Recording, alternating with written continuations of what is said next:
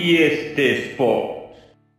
هلا هلا هلا المغاربة تبوع ورجالة، ديروا النية ينصرنا العالي تعالى.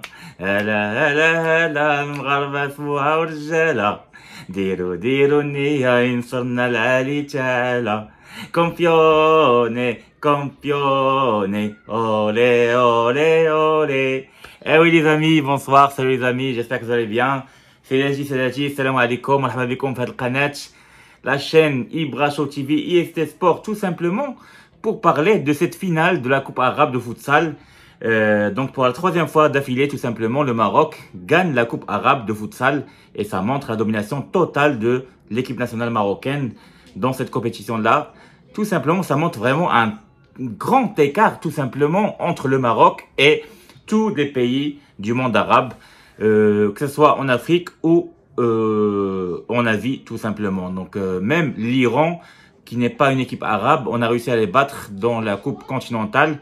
Et le Maroc, donc 3 fois champion arabe, 2 fois champion d'Afrique et aussi champion continental au futsal, sachant qu'on est arrivé en quart de finale de la dernière Coupe du Monde et on avait perdu seulement 1-0 contre le Brésil. Donc la prochaine Coupe du Monde, c'est vraiment l'objectif de cette sélection marocaine parce que, sérieusement, pour dire la vérité, c'est que par rapport à ces équipes de pays arabes.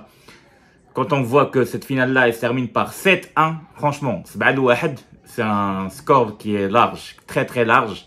Rien à voir avec, franchement, le foot qui se joue dans le monde, tout simplement, surtout en Coupe du Monde. Normalement, on peut gagner avec un but d'écart, 2 buts, 3 buts d'écart, 3-0, 3-1, 2-1, 3-2. Mais gagner 7-1 en finale, ça montre le niveau de l'équipe nationale marocaine qui est très très élevé par rapport au niveau des équipes tout simplement des pays arabes voisines.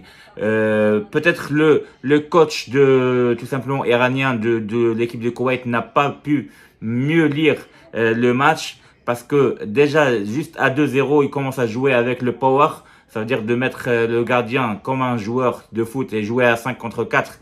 Et là, dès qu'il rate la balle, on contre-attaque. Nous, les Marocains, on est très forts. On arrive à mettre plusieurs buts. Anas Ayyan, il a fait un très très grand match. C'est lui qui a été élu le joueur du tournoi. Sachant qu'il a été élu 3 fois meilleur joueur des 3 derniers matchs, que ce soit les quarts de finale, demi-finale et la finale. Franchement, il est juste monstrueux ce jour-là. On se rappelle déjà quand il a fait son coup de technique en fait contre l'Argentine, qu'on a réussi à battre l'Argentine en match amical 4-3. Aujourd'hui aussi, il a fait un très très joli truc en faisant un grand pont et après en allant franchement jusqu'au bout pratiquement et il a fait une petite passe et ça a fait le 4e ou 5e but, je me rappelle plus, mais c'était très beau tout simplement. Anas Ayyan qui fait un grand match.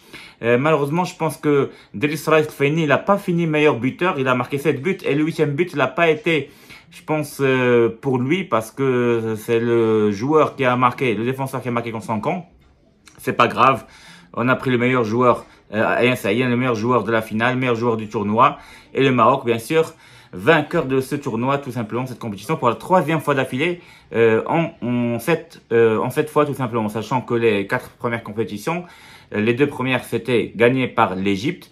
Après, les 2 autres, c'était gagnées par la Libye. Et maintenant, depuis 3 ans ou 4 ans, c'est le Maroc qui gagne les 3 dernières éditions de la Coupe arabe de futsal, sachant que la première était en Égypte et les 2 dernières étaient en Arabie Saoudite.